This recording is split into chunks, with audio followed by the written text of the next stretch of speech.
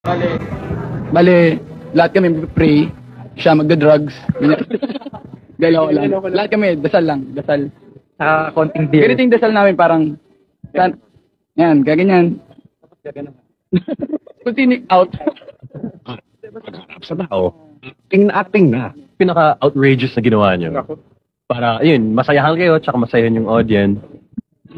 Ako, ginawa ko, pero medyo na-weirdoan yung mga tao. Sa bote ng alak, naglagay ako ng kape na kulay alak. Tapos nilagay ko sa stage. Tapos kunyari, every after ng each song, iinumin ko. Mukhang parang brandy yung iniinom ko. Tapos lahat ng tao parang nasa-shock lang na ganun. Inisip nila sobra ako uminom. Pero coffee lang yun na medyo diluted pa para medyo kulay brandy talaga. Kasi yun, iniinom ko kunyari, naubos ko isang bote. Umaarte ako. Medyo tumatapon-tapon pa dito yung brandy. Tapos kunyari, hindi na ako nagko-concentrate. Pero coffee lang talaga yun.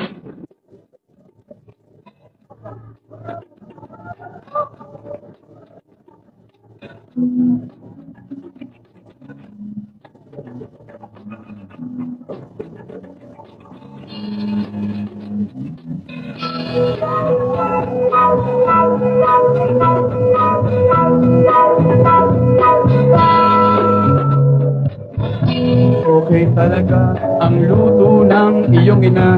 Ang plaka. Ngayon, medyo nakausad na sila dahil may album nang ilalabas ang banda.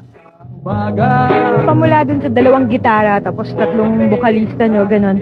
Paano kayo na-discover? Kasi di ba meron na kayong record contract ngayon, no? Universal guy. May Universal guy. Watched us play. Where were you playing then? Here. Sa Dread. Here, Dread. Nagustuhan, I think he liked us. Hindi yung ano hindi yung like na iniisip nga, pero basta he liked us, parang, and then the next gig, sabi niya, "Uy, make it good.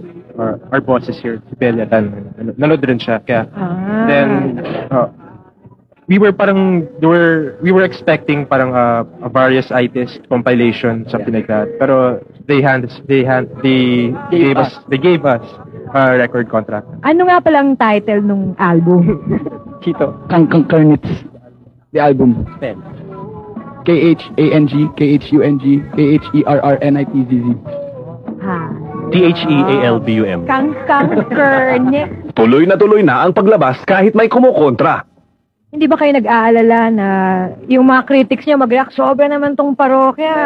Meron, may mga lumalapit minsan na, alam mo, okay yung mga songs niya, pero yung, minsan yung iba niyong kanta, feeling ko nababastos ako eh, ganun. Pero okay lang. Yung I love you, mommy! Ang payo. Katiyahan at enjoyment ang keyword sa existence ng parokya. Kahit pa lumitaw ang serious side nila. So kung may isang message kayo, isang mensahe para sa mga fans nyo, kabataan na manonood sa parokya ni Edgar, ano naman yung gusto nyong sabihin? Basta magsaya kayo. Wag lang kayo masyado mandadamay ng ibang tao na pagtitripan mo sila. Basta kung ano yung gusto mong gawin mo lang.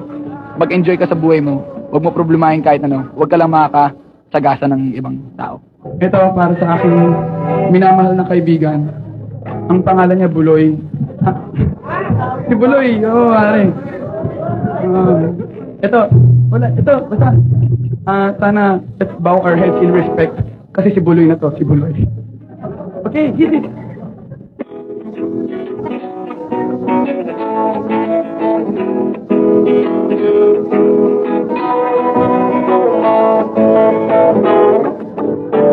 Oy, Buloy. Naalala mo pa ba nung tayo'y nagsasama? Hoy, Buloy. Naalala mo pa ba ang iyong mga sinabi nung ako'y may problema? Sabi mo, lahat na problema ay kayang lampasan. Basta tayo'y nagsasama at nag-iinuman.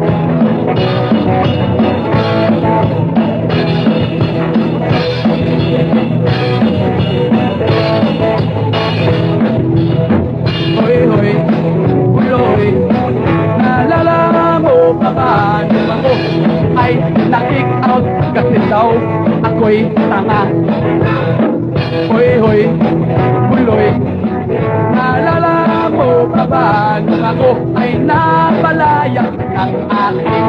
mag-ina. Iyak-iyak nga ako, pero sabi mo ay okay lang yan. Basta't tayo'y nagsasama at nag-iinuman.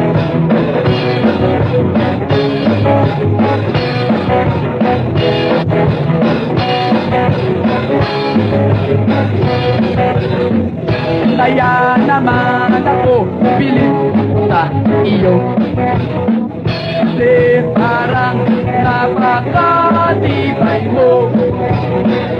Lahat ng iharap ay kaya mo kaanan. Basta't mayroong betang alak nasa may tindahan.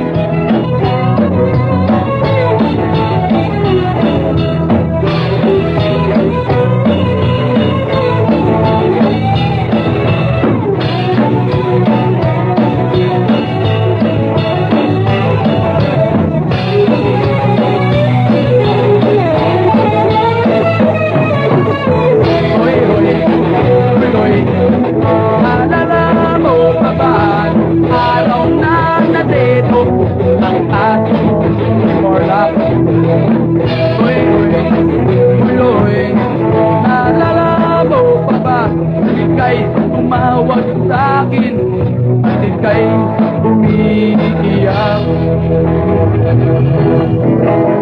Tapos pagkatapos nun, kay tagal mong nawala, nagulat na lang ako nung narinig ko ang balita.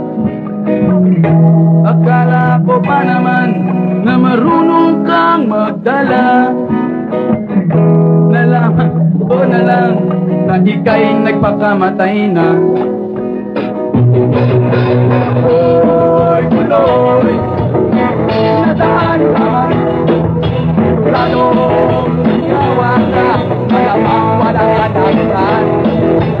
Oy, tuloy, nadaan ka man.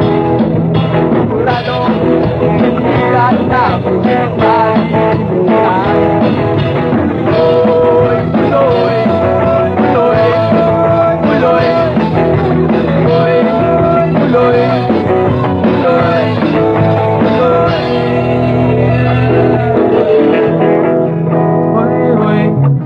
tuloy.